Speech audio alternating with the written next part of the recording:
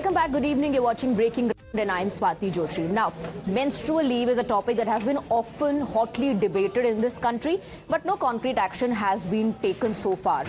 Now, an announcement made by the L&T chairman about one-day menstrual leave to women has generated a conversation on social media and otherwise as well. It has also sparked a debate.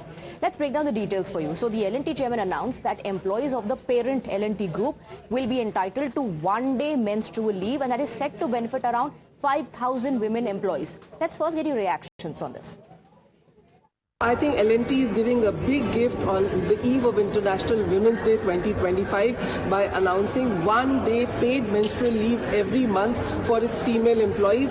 A company which has almost 9% of its employees as women from the 60,000 force, that would be a welcome relief, because at least now they've realized that women face issues during their menstrual period, and also after the demoralizing comment by their chairman who said that it should be a 90-hour week work, and also on Sundays he does not want to sit at home and look at his wife.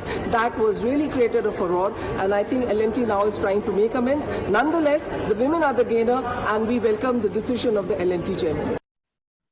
Larsen Toubro sir has announced one-day menstrual leave. There are about 5,000 women working in the company. How do you see this move? It should be more rather, I tell you.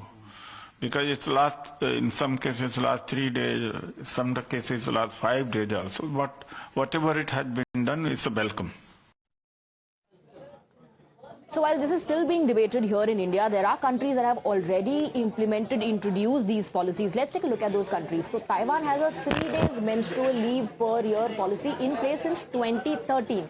Then you have South Korea that has a one-day unpaid leave per month since 2001. Philippines has a 2 days menstrual leave per month policy since 2019. Spain has no specified time frame for leave in place since 2023. Then you have Indonesia, which has a 2 days menstrual leave per month policy since 2003. Japan allows menstrual leave as long as needed since 1947.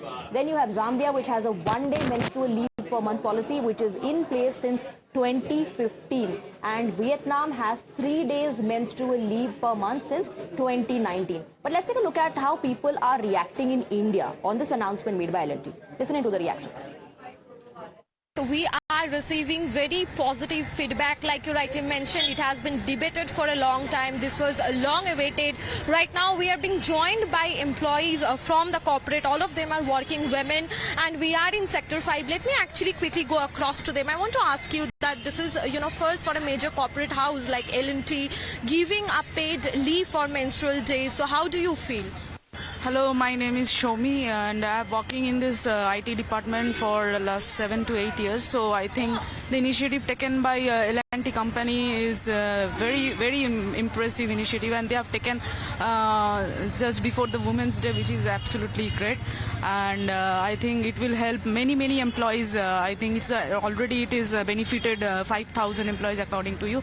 So it will be very much advantageous. I think it's a very good approach. ये तो एक बहुत अच्छा initiative है, क्योंकि हमारे लिए अगर कंपनी ऐसा सोचता है कि हाँ तुम्हारा तबीयत ठीक नहीं है कि तुम एक पेड लीव ले सकते हो, तो हम लोग भी सोच रहे थे कि हाँ हम लोग भी कंपनी के लिए बहुत सारा चीज हम लोग सोच के काम भी कर सकते हैं कि कंपनी हम लोगों के लिए सोच के ऐसा कर सकते हैं, तो हम भी उनके तरफ से बहुत सारा हम लोग की तरफ से एफर्ट देके हम ये कर सकते हैं। और ये वुमेन्स डे कल है, तो ये हम लोगों के तरफ से एक बहुत अच्छा गिफ्ट है। Let's in fact also tell you what's happening on social media. There's a lot of buzz on this issue on social media. It has sparked a conversation and a debate as well. These are some tweets that we are going to take a look at. So Mr. Mahesh says, in a progressive initiative, L&T has introduced one-day menstrual leave on every month for women staff, and this shall be emulated in other Indian firms. Moving on, you have a tweet, a reaction from Linda Ashok, who says, L&T has a workforce of 60,000 with women comprising 9% of its total employees. Injecting one paid menstrual leave to a select within this 9% is an impulsive and poorly thought out strategy by S. Subrahmanyan to whitewash his reputation. So there are some people who are criticizing this as well. Then you have Maverick who says L&T introduces 1 day menstrual leave per month, a welcome move. I think other corporates should follow. If you think people should work 90 hours a week, ladies should be empowered. Then you have Arnav Das Sharma who believes this is a huge win for gender parity at the workspace, and kudos to L&T and Chairman SN Subrahmanyan for taking this massive step towards progressive policies in corporate India. Menstrual leave must be mandatory. Some people are saying that this is mandatory. Then you have Babani who says hats off to Subrahmanyan. He's got 55,000 men grinding 90-hour weeks at L&T, but for the 5,000 women, which is 9% of their workforce, he's tossed in 1 day of menstrual leave a month, 12 days a year, work the masses to death, slap on a PR band-aid and call it equality. Some believe this is nothing but just a PR stunt, because remember the L&T chairman was backing the 90-hour proposal.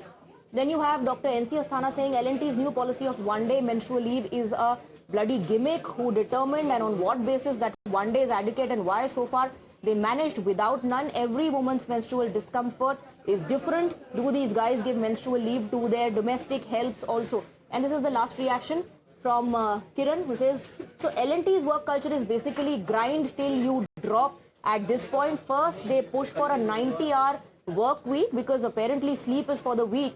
Then they suggest working on Sundays because, and I quote, how long can you stare at your wife like what? So some people are welcoming it, appreciating the thought behind it, while others are reminded of another announcement, or rather proposal that came in from the L&T chairman saying there should be a 90-hour work week. Let's listen into some more reactions. I think L&T is giving a big gift on the eve of International Women's Day 2025 by announcing 1 day paid menstrual leave every month for its female employees.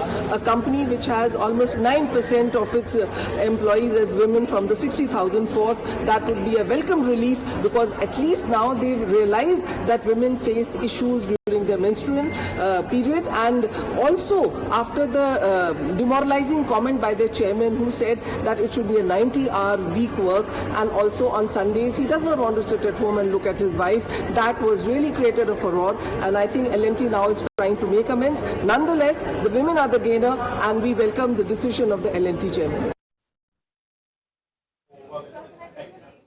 All right, we're moving on now and shifting our focus to Tahabur Rana. Remember, his